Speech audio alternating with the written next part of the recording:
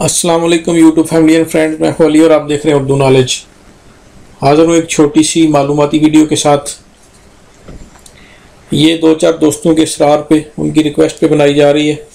Spain में nationality के status के हवाले से जिन लोगों ने नेशनैलिटी जमा करवाई हुई है और देखना चाहते हैं कि किन मराहल में है वो।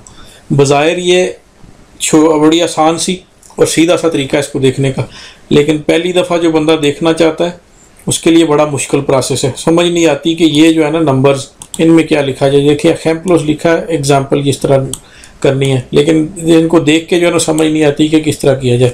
तो चलिए मैं आपको सादा सा तरीका समझाता हूँ। याद रहे ये उन लोगों के लिए जिनकी नेशनैलिटी जमा हो गई हुई है और उन्होंने देखना है रिजल्ट इसका क्या है। जिस तरह के कोई बंदा पेपर जमा करवाता है तो देखता है कि किन मराहल में।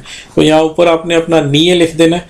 जब तक आपकी नेशनैलिटी पास नहीं हो जाती, आपका जो नीए है ना वो वही नंबर रहेगा जो आपके रेजिडेंसी कार्ड के ऊपर होता है। उसके बाद आपको जो है ना ये नंबर मिल जाता है।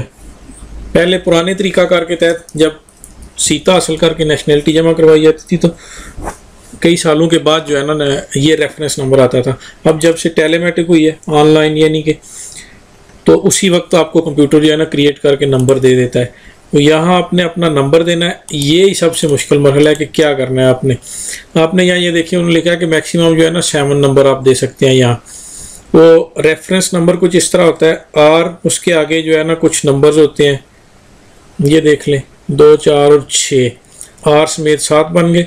आगे स्लैश डाल के और जिस सन में आपने जमा करवाई होती है ना 2018, 19, 20 या उससे पीछे वो सन आता है। लेकिन आपने आर के आगे पूरा नंबर नहीं लिखना, सिर्फ आर के आगे वो हिस्सा यहाँ जहाँ तक जो है ना स्लैश होती है, स्लैश के पीछे तक लिखना है। आर देखें उसके आगे जो 6 हिस्से होते हैं वहाँ तक स्लैश नहीं डालनी, ठीक है।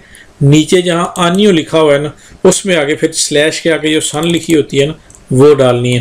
ये देख लें आप तरीकाकार। सबसे ऊपर नीए, उसके आगे नंबर आर से शुरू होने वाला स्लैश तक, स्लैश से आगे जो है वो सन होता है यानी ईयर, आनियो, वो नीचे निकला है।